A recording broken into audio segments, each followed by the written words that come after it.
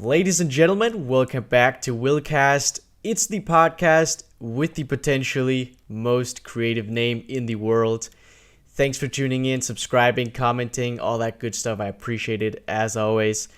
Today, I am joined by PiXimperfect. How are you doing?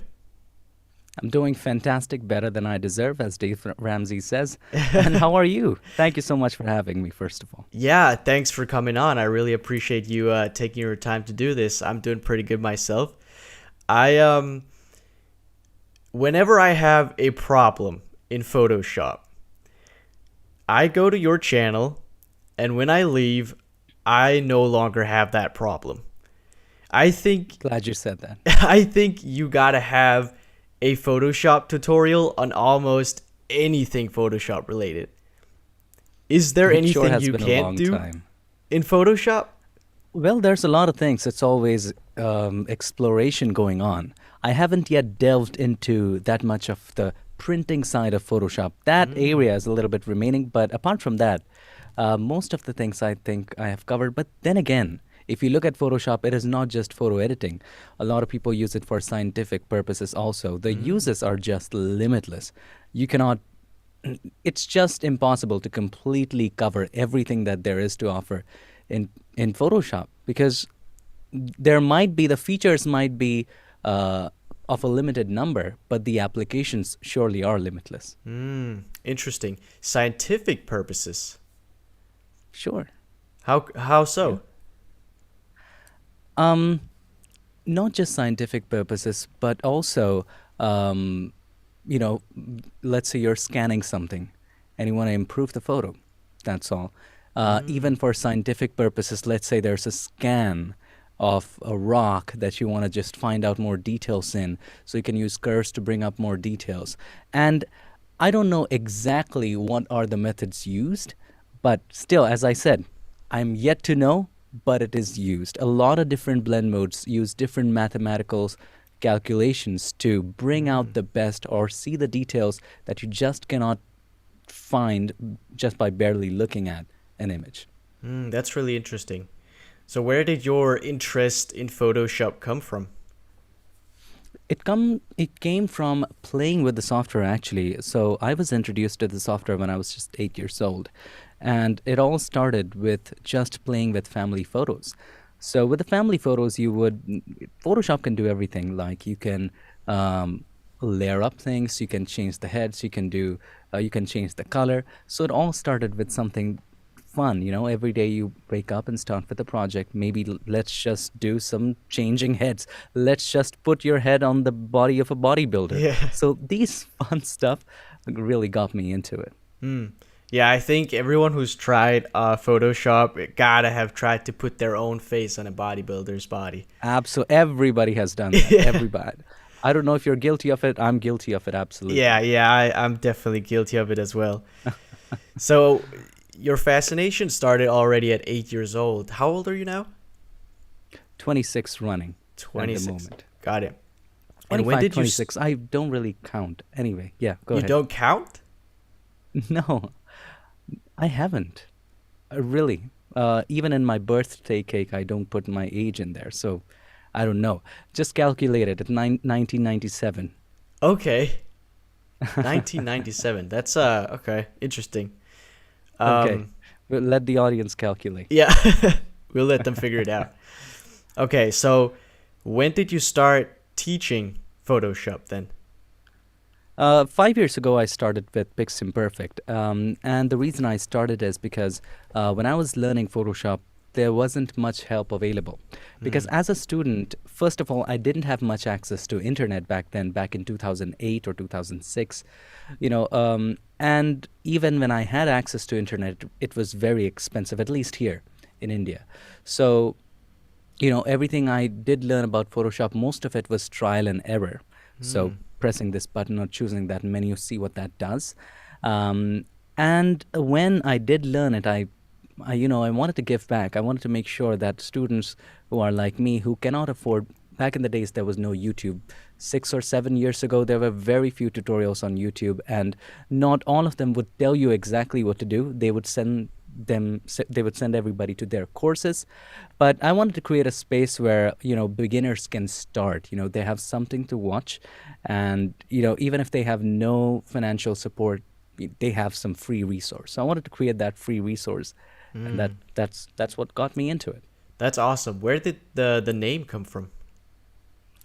And to be honest, it's just a username that was available. Okay, it just came up. First, I was in college for mass media and advertising, so photography was a subject. So everybody would create their photography pages as, let's say, their name and photography. For example, John Smith Photography. And that's a very common way to do it. I wanted to do something different, so I named my page Picture Imperfect. And that's the name I went with when I started opening the Facebook page and the channel. But the problem with Picture Imperfect was the username was taken in most of the places. So Picture Imperfect transformed to PiXimperfect. So that's the basic story behind it. Okay, interesting. Yeah.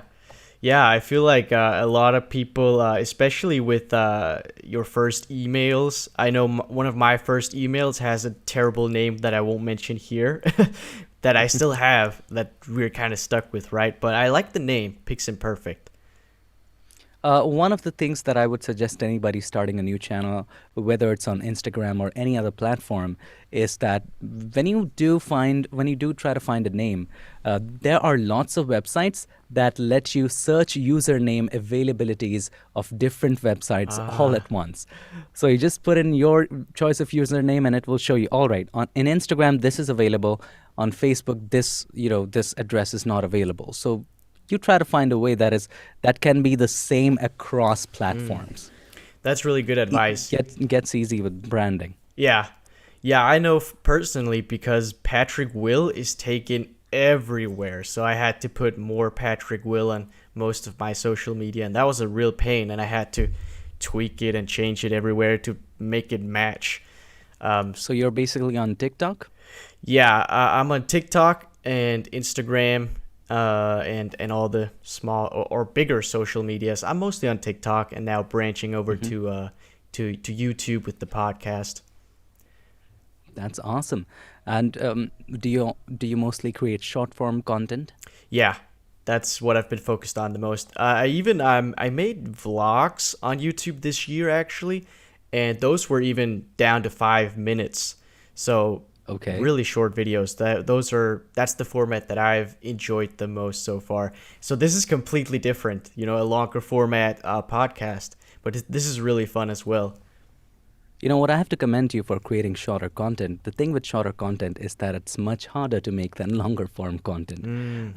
Just after posting the YouTube video today, I would go on my phone and post a story about it.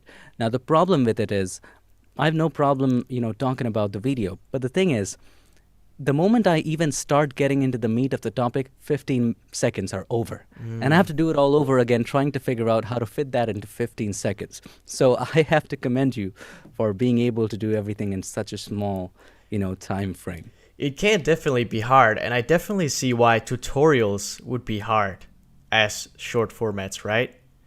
The videos that I've made are mostly scripted skits or sketches. Those are a little bit easier, I could imagine, to make than tutorials in short formats. But there's got to be, I talked to my friend Hampton from Hybrid Calisthenics. He makes short formats of calisthenics and fitness video tutorials, and he does it really well. So I think it's possible, but I can definitely see how it would be hard. It is possible, but it's possible if you're editing the thing. But it's not possible. It's harder when you're just shooting yourself and don't plan on editing it, and if it's just a one-take shot. Yeah. So it's if it's not scripted as well. So I don't script any of my videos. No. Okay. Interesting. Could you see yourself do that though, for the sake of getting short content? As far as the short content is concerned, if it's tutorials, like if it's not just sharing, I can just edit things out and make it shorter, and I've done that in the past. There are a couple videos I have on my Instagram that are short form tutorials, but those are good. Those have done really well. The reels have done really well. So it is possible. I'm not saying it's not. Mm. But of course, you cannot cover an entire photo shoot process or the entire portrait retouching process in a short 15 seconds or 60 seconds video. It's just not possible to compress 2-3 hours of lessons into that Yeah. amount of Oh time. yeah. Oh my Of course, God. short tips and tricks, yes. Yeah, but yeah. Yeah, that's really interesting. Short formats. Are you on TikTok at all? No. By the way, if you didn't know, TikTok is banned in India. Oh, that's right. They banned it about a Yeah. year ago, right? Yes, I can use it with a VPN. A lot of people do, but I've never, even if it was there, even when it was there, and people were going crazy about it, I wasn't into TikTok or Snapchat Mm. or any of that. It was hard for myself. It was hard for me to get myself to even Instagram. So, you know, no, not yet. But I'm planning on doing that because, again, it's extra work, right? You're Mm. already consumed a lot in YouTube. You're consumed for creating short form content on Instagram, and you cannot clone yourself. So, hey, Yeah. If no only. TikTok for me. If only we could do that. Do you know, was it because of the whole collecting data thing that India banned TikTok? I think it was due to India versus, not good relations with China or stuff like that. I need to look that up. My general knowledge isn't very good. Okay. I wasn't bothered, to be honest. No. Interesting. Yeah, that was kind of crazy. And there was a lot of talk about America banning TikTok at one point. Yes. Are there any other countries that have banned TikTok so far? Do you know? I'll have to Google that up, to be honest. Okay, yeah, I don't know either. Seriously. Yeah, Yeah. interesting. I actually wanted to dive a little bit into India and internet because you said that internet was expensive in India when you were young. Well, the concept of unlimited internet or broadband uh, was not very much available into the rural areas. Of course, it was available in metro cities, but I was living a little bit in the countryside. So there, the only internet that was available to you was the internet on your phone. Mm. And back in 2011, 2012, I still remember, I know the income, there's a difference between US, you're based in the United States, right? No, Denmark, actually. Denmark. Oh, interesting. Yep. So you understand dollars, right? Yeah. Okay. So a 1 GB of data would cost you $10. So before opening any YouTube video, I had to think, all right, is this worth opening? Is this worth wasting my data on it? So it was Oh, that wow. limited. Okay. So When yeah, did it was only when I moved to a bigger city for higher studies is when I got access to unlimited internet. And right now everybody has unlimited internet. So Yeah. yeah, back then it was I'm talking 10 years, 12 years ago. Mm. Yeah, because I remember back with the PewDiePie versus T-Series deal that I think that was when India got a lot more access to the internet, Yes. right? Yes, it was around 2000. Yes, 4 or 5 years ago, what happened was there's this company that came in called Geo, Jio, and it came up with absolute free internet when it launched. It launched with absolute free internet, that too in your phone, with your mobile network. And now it was the first company that absolutely took down the wireless internet prices. I'm not talking about broadband. That's a different thing. Wired is different. But it brought down the wireless internet charges. First it launched with free, and then it launched with plans that gave you 1.5 to 2 to 3 GB per day, every day, for a very minimal price, like the price would be about even, $3-4 or something. Mm. So yes, it was a game changer, and that's when a lot of people in India got access to YouTube. That's when YouTube, like the community, the India community, and got so much involved in YouTube, and those years brought in a lot of Indians to YouTube. A lot of YouTubers came into place, and this was way later actually than when I started my channel. I started my channel way before that. But a lot of competition came in for me because I was just 1 or 2 years into getting started. And suddenly there was this soar of, you know, hundreds of thousands of people getting into YouTube, even millions of people getting into YouTube from India. Yeah, interesting. So when you first started out, you must have noticed that your follower base weren't located in India, and then when the internet got more available, your audience changed to Well, Indians. um, right now, when I was getting started out, it was Indians. It was all over the globe. Even Mm. right now, it is. So when I was starting out, it was about 15% United States, and then 12, 13% India, and then other countries like Canada, Germany. These countries would come up.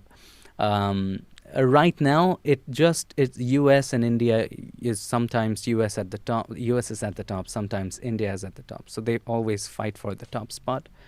So it's not that if you divide them as far as the population is concerned, each and every country is probably equal at the moment. Of course, minus the countries who don't speak predominantly English. Mm. Yeah, Indian people are pretty good at English, right? I've noticed.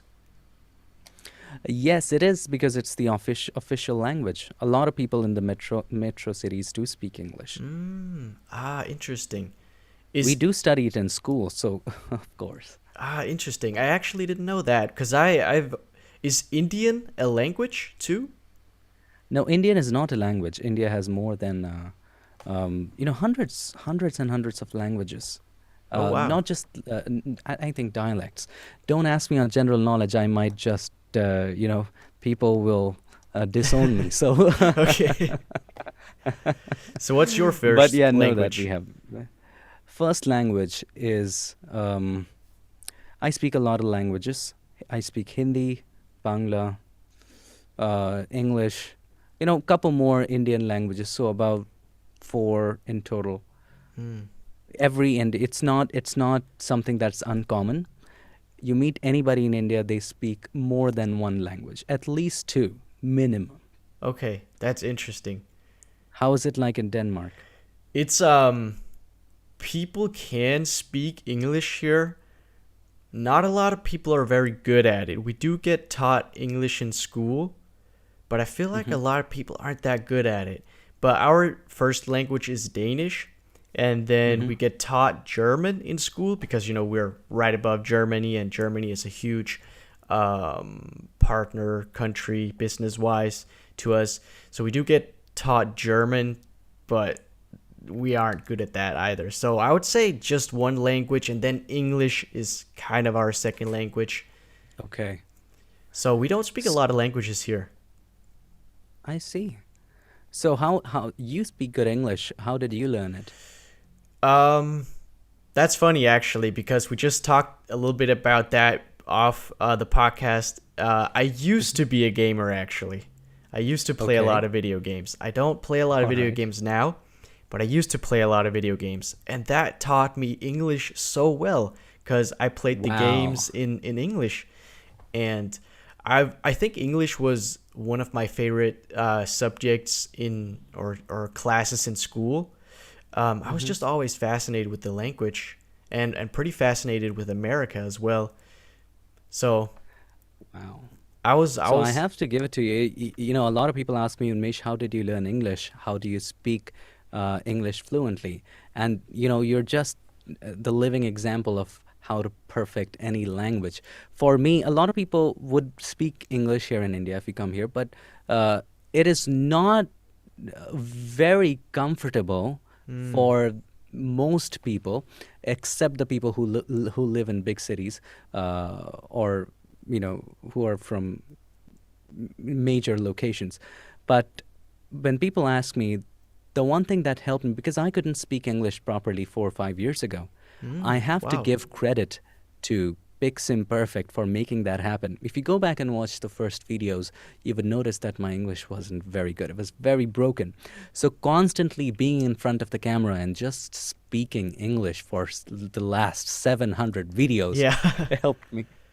That's awesome. So yes, yes, just as you did with gaming, constantly speaking in English, is that what, absolutely uh, Yeah, perfects you for language? absolutely. Practice makes perfect. I mean, that's as you just said with Photoshop, it was trial and error in the beginning, right? Hmm. I feel like that's how it is with almost everything. The more you practice it, the better you get. It's not just, it's practice, of course, but you would get bored with practice if you're not having fun with it, Mm. unless you're playing it. Because, I used to, well, we do learn a lot of things in school. Like one of the subjects that a lot of people hate is mathematics, and we are asked to practice. So the thing with that is that we do hate it, and practice is something we do because we have to pass the tests. So, and when we are done with it, we forget all about it. And I don't know if I remember any of calculus at the moment, but that's the deal. You have to enjoy it to be able to do it. And for example, behind me, there's a keyboard. I don't know if you can Oh look yeah, at. yeah.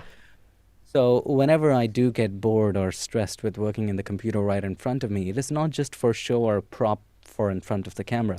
I just turn around and start playing with that. So, the practice automatically happens. I enjoy doing it. The same goes with Photoshop. The same went with English when you were speaking, and that's how it happens. You got to enjoy it. Absolutely. I totally agree. Yeah. I am you got me really interested in that keyboard now. Can you can you play something? Well, let me see. I don't know if the microphone will catch that. We'll have to check it. So I've started it. Okay. It takes a little time. It's a synthesizer. It's a Roland Phantom 8. One of my interesting things. By the way, you can just go to Instagram. I have a couple of videos of me playing. Even on YouTube, there's a channel that I barely talk about. It's with my personal name. I've Okay. just it has some piano videos. It's just a hobby. Again, it is. I didn't learn it. I didn't have access to any of the teachers because I was from a very small town, and there were no piano teachers there. So it was also trial and error. So yeah, I just Awesome. enjoy it. It's Yeah. it's not something I do. Yeah, the microphone will probably not catch it. So I would ask you to just there are some videos you can watch them. Got it. Okay. That's all good. Yeah. I wanted to talk a little bit about India cuz I'm super fascinated about different cultures around the world, and Hmm. India is massive too, right? You have 1 billion people there, right? Yeah, more than that.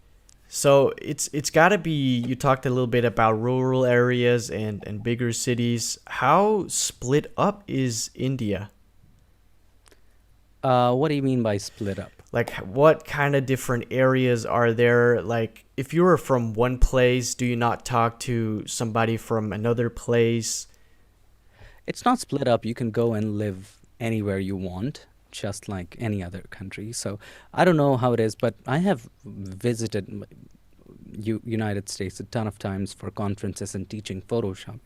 And you can just move from one place and live any other place. Even in India, I have lived in one, two, three, four or five places, and that too in different corners of India throughout my life because my parents, as I was a child, they got transferred a lot of times, got different jobs, so we moved a lot of times. So it's not split up. Hmm. You can probably live anywhere you want. Most of the areas, some areas are protected, but most of the areas you can live. Okay, got it. Interesting. How's the holidays in India? Do you celebrate Christmas? Well, we celebrate everything. So Okay. it is for most Indians. For again, there are lots of religions here. Every religion you can Hmm. look out for. But the biggest festival here is Diwali. And Christmas is something I used to celebrate as a child. My father used to make Christmas trees for me, and that was a fun thing to do. But right now, I barely get time to do any of that. And, I'm not the right person to answer these questions, to be honest, because Okay. this year I probably haven't celebrated anything. Oh, really? Anything. How come? Yes, barely gotten the time to do it because last year was uh, the main thing that happened. the the COVID thing Oh, last okay, year. got it. Yeah, Yeah. yeah, So yes, you couldn't do anything. The last 2 years just went like that. yeah. And again, when it comes to YouTube, and it's not just YouTube. YouTube cannot provide a sustainable income. You got to do other work along with it, and you know, to make things happen. Probably, if I'm not sure how it works for you, but if you are in the social media game, 24/7, your time is probably taken. Yeah, yeah, I relate. It's So tough. It's the grind, right? it is absolutely. Either you're thinking about the idea for the next video or you're making it. Mm, These are the two phases you're probably in. yeah, and and the little time you get in between, you sleep. So that's all. that's true. Yeah, the grind is real when you do social media. You mentioned, if you don't mind sharing, you mentioned you Sure. can't, it's YouTube is not sustainable for you? It is sustainable, but how should I put this? It just people need to realize this. A lot of people come to me and people assume that I'm a millionaire, and they come to me with there's this website that I got to know of. It's called Social Blade. Mm, And they show me, all right, this is your channel. A Social Blade shows me this is how much you earn, which is absolutely not true. There's a lot of ups and downs that happen, even if your views are consistent, even if your subscribers are increasing or whatever is that, it has nothing to do with it. Some months, the views are the same, the subscribers are the same, the comments and the engagement are the same, and there is, little to no income. And some months, everything is still the same, and it is more than you expected. So it is not something that you cannot rely on as far as the income is concerned. But what YouTube did get me was the different kinds of opportunities. Because of YouTube, I got attention uh, from